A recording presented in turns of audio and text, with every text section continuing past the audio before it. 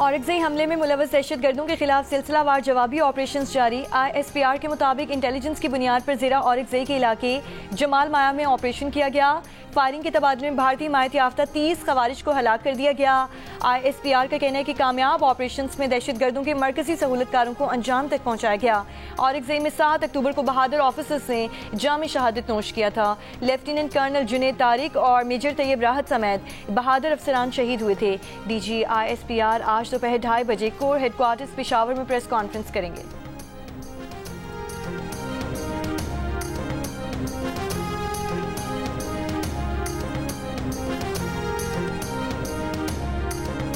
मजहबी तंजीम के एहतजाज के ऐलान के पेश नज़र इस्लामाबाद में सख्त सिक्योरिटी इंतजामात। इस्लामाबाद के दाखिली रास्ते कंटेनर्स लगाकर बंद कर दिए गए।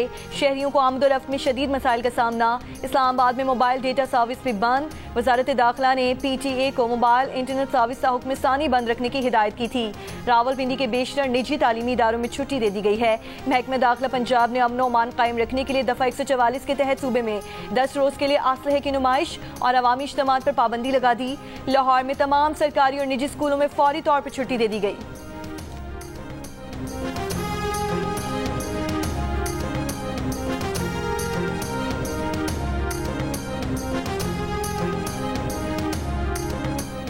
वफाकी हुकूमत का खैबर पख्तूनख्वा में अमन आमा यकीनी बनाने के लिए फेडरल कांस्टेबलरी की इस्तादात-ए-कार बढ़ाने और FC जवानों को जदीद तरबियत देने का फैसला। वज़ीर दाखिला मोहसिन नकवी की ज़ेर सदारत पेशावर में फेडरल कांस्टेबलरी के हेडक्वार्टर्स में मुनक्किदा इजलास में अमन अमान की सूरत हाल का जायजा लिया गया। मोहसिन नकवी ने कहा कि क़याम अमन बेहतर बनाने के लिए फेडरल कांस्टेबलरी के जवान बैरून मुल्क तरबियत के लिए भेजा जाएगा।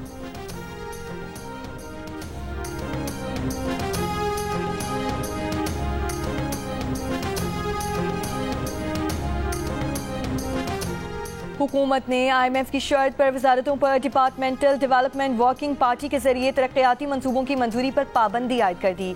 मुनासिब जांच और तज्जिए के बगैर मंसूबों की मंजूरी IMF की पाबंदी की वजह बनी। DTWP को 2 अरब रुपए मालियत तक के तरक्याती मंसूबे मंजूर करने का इख्तियार होता था। बाद में यह हद कम करके 1.5 अरब रुपए कर दी गई थी। IMF प्रोग्राम की तकमील तक DTWP की जानिब से तरक्याती मंसूबों की मंजूरी पर पाबंदी बरकरार रहेगी।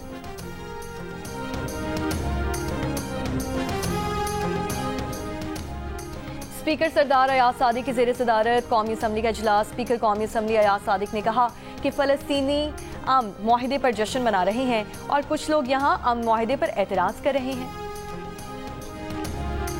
इसराइली हुकूमत ने गजा में जंग बंदी और यरगमालियों के तबादले के मुआहिदे की मंजूरी दे दी। अमरीकी हुक्काम के मुताबिक गजा में मुश्तरका टास्क फोर्स के तहत 200 अहलकार तैनात होंगे। गजा की मुश्तरका फोर्स में मिस्र और कतर के फौजी शामिल होंगे। गजा में कोई अमरीकी फौजी नहीं जाएगा। हमास मुज़ाकराती टीम के सरबराह खलीलुल हया ने भी जंग के खात्मे और जंग बंदी के आगाज का ऐलान कर दिया। कहा मुआहिदे में रफाह क्रॉसिंग से आमद और खरूज का रास्ता खोलना शामिल है। इसराइल जेल में बंद तमाम फ़लस्तीनी ख़वातीन और बच्चों की रिहाई भी डील का हिस्सा।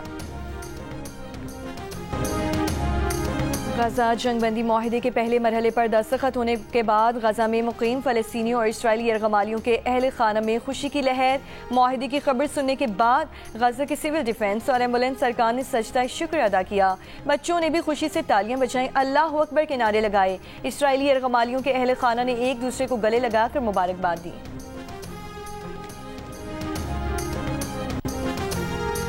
जामिया कराची की बस की जद में आकर तालिबात जाम बहक हो गई। बस के ड्राइवर को हिरासत में ले लिया गया। पुलिस के मुताबिक तालिबात जामिया कराची की बस में सवार थी। उतरते हुए हादसा पेश आया। अहल खाना ने कानूनी कार्रवाई से इनकार कर दिया। जामिया कराची में तलबा का इंतजामिया के खिलाफ एहतजाज।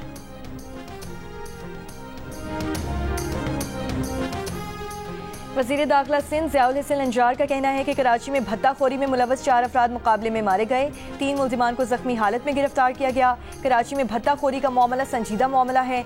चाहते हैं कि कारोबार फले फूले। हमारा बिजनेस कम्युनिटी से हमेशा ताउन रहा है।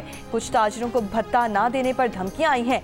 ताजरों की शिकायत के इंदराज के लिए एक वेब पोर्टल भी बना रहे हैं। किसी को इजाज़त नहीं देंगे कि कोई लोगों को तंग करे।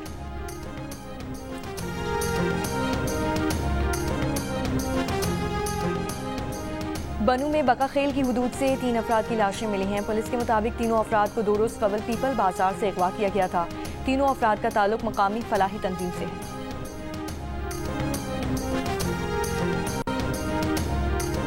अमन के नोबेल इनाम का ऐलान आज किया जाएगा। अमन के नोबेल इनाम के लिए पाकिस्तान समेत मुख्तलिफ ममालिक ने अमेरिकी सदर डोनाल्ड ट्रंप को भी नामजद किया है।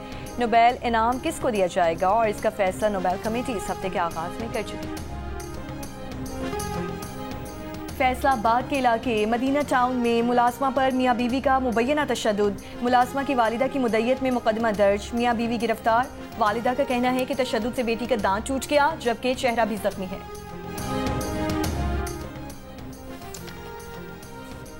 भक्कर में गवर्नमेंट गर्ल्स प्राइमरी स्कूल में घुसने वाली खातून के खिलाफ स्कूल के हेड मिस्ट्रेस की मुद्दत में मुकदमा दर्ज। मुकदमे में इक़दाम क़त्ल समेत दीगर दफात शामिल। पुलिस के मुताबिक मुलजिमा ने स्कूल से 2 तालिबात को ज़बरदस्ती साथ ले जाने की कोशिश की।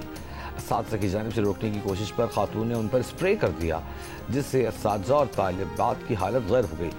MS डॉक्टर शाहिद महमूद के मुताबिक तमाम मुतासरीन को तिब्बी इमदाद देकर डिस्चार्ज कर दिया गया। पुलिस ने स्प्रे के नमूने और मुतासर अफराद के खून के नमूने लेबॉर्ट्री भिजवा दिए।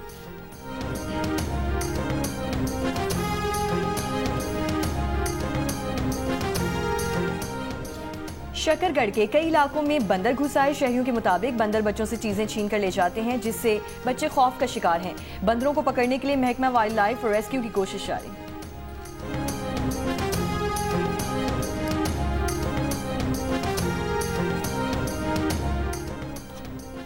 दुनिया भर में आज दिमागी सेहत का दिन मनाया जा रहा है। इस साल की थीम खिदमात तक रसाई, तबाहियों और हंगामी हालात में दिमागी सेहत है।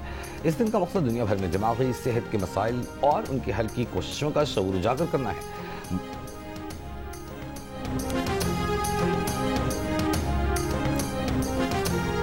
वर्जीनिया की विफाकी ग्रैंड ज्यूरी ने डोनाल्ड ट्रंप मुखालिफ New York attorney general Letitia James पर फर्द जुर्म आयद कर दी। लेटिशिया जेम्स पर 2023 में जायदाद खरीदने के लिए बैंक फ्रॉड का इल्जाम है। ट्रंप ने हाल ही में न्यूयॉर्क के अटॉर्नी जनरल और दीगर के खिलाफ कार्रवाई का मुतालबा किया था। Attorney general New York Letitia James ने 2021 में डोनाल्ड ट्रंप पर फ्रॉड का मुकदमा दायर किया था, जिस पर अदालत ने ट्रंप पर 40 करोड़ 40 लाख डॉलर का जुर्माना आयद किया था। अमरीकी वफाकी जज ने शिकागो में नेशनल गार्ड की तैनाती को आर्जी तौर पर रोक दिया। जज ने वाज़ेह किया कि शिकागो में बगावत के खतरे का कोई सबूत नहीं।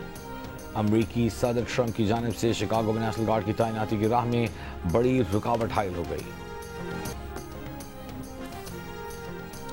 ICC वुमेन्स वर्ल्ड कप में बांग्लादेश वुमेन और न्यूजीलैंड वुमेन का मुकाबला होगा।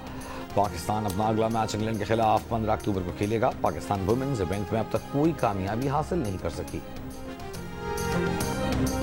और टेस्ट सीरीज की तैयारी के लिए पाकिस्तान और जनूबी अफ्रीका की टीमें कज़ाफी स्टेडियम में ट्रेनिंग सेशन।